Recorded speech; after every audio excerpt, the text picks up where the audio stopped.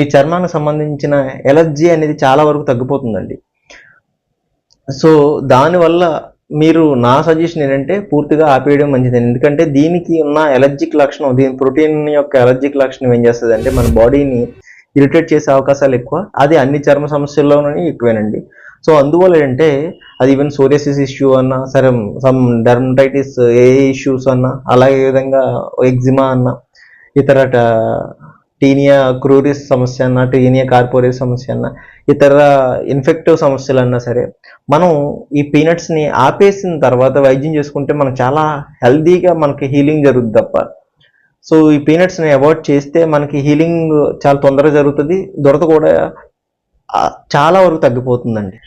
ఇంకొందరు అయితే ఇంకా కొంచెం కొంచెం సార్ ఏం తినాలి సార్, గడ్డి తినాలా అని అడిగిన ఛాయలు కూడా ఉన్నాయండి. సో గడ్డి తినాలంటే సరే గడ్డిని అంత ఈజీగా తీసేయకండి.